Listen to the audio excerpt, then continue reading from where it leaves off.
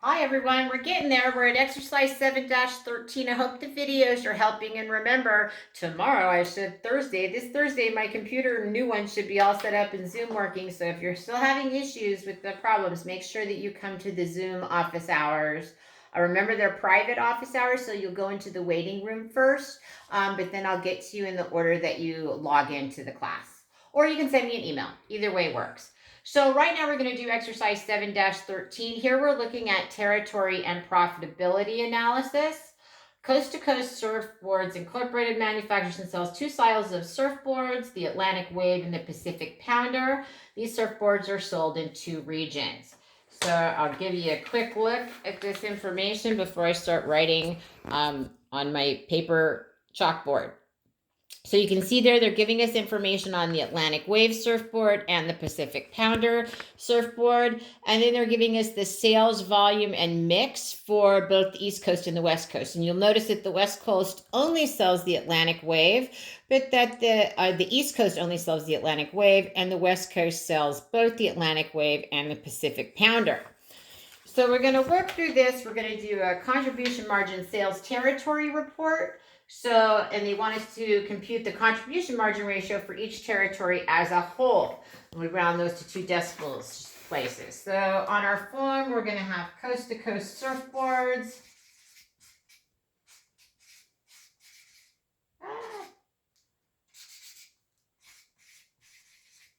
Some things never change.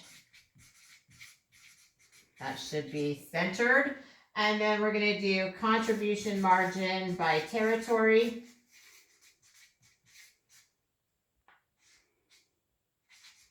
My goodness, I'm having all kinds of issues on this problem. And so then we're going to have both a column for the East Coast, column for the West Coast. And of course, we're going to start out with sales. So the problem tells us that for the East Coast, they only sell the Atlantic Wave. So they sell Atlantic Wave, and they sell 40,000 units.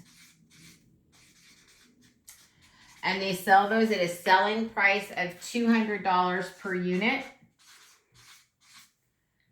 Put that there. So we're going to have total sales for the East Coast of $8 million. All right, so that's going to go here. Sales, $8 million. So that's what we have first. Then we're going to look at our variable cost of goods sold. So remember then, if we're looking at variable COGS, we're going to look at the variable cost of goods sold per unit of $150 per unit times our 40,000 units. And we're going to arrive at variable cost of goods sold of $6 million. So I'm going to enter this into the table here. So we've got our variable cost of goods sold of $6 million.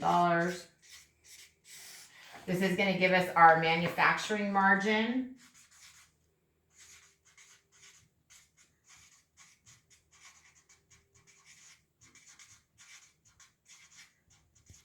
Of $2 million. And then we need to subtract from that variable selling and admin.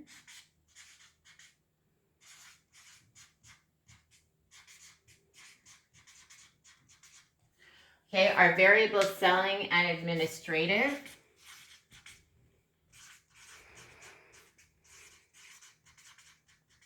They tell us is $34 per unit. And we sold 40,000 units. And so that gives us a total of 1,360,000. So we're going to subtract that here. So we've got our 1,360,000. And then this will give us our contribution margin, because remember, contribution margin is sales minus all of our variable costs. So we end up with a contribution margin of $640,000. And the problem also wants to know the contribution margin ratio. And then remember, that always equals contribution margin divided by sales. So we've got our contribution margin of $640,000. We divide it by $8 million. And that's going to give us a total contribution margin ratio of 8%.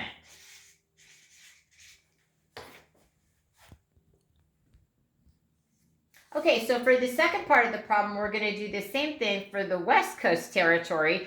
But now what we have to take into account is they sell two different units. So we're going to have to calculate out sales for the Wave and cost for the Wave, and sales for the Pacific Pounder as well, and then combine those. So if what we look at first is that we sell the Wave. The problem tells us that the West Coast will sell 25,000 units. And again, they have the same selling price of $200 per unit. And so that gives us sales for the Wave of $5 million. And we're going to add to that sale of the Pacific. Again, for that, they sell 25,000 units. And they sell those for $120 each. And so that comes to $3 million. So if we add those up together, that's going to be $8 million in sales. So we can see now that both the East Coast and the West Coast have the same amount of sales. It's just that the West Coast is selling two products and the East Coast is selling just the one product. So that's for the selling. For our sales, we also have to do the variable cost of goods sold. So we've got our variable COGS for the Wave. They have sold 25,000 units. We're going to multiply that by $150 per unit. So we're going to get variable cost of goods sold on the Wave of $3,750,000.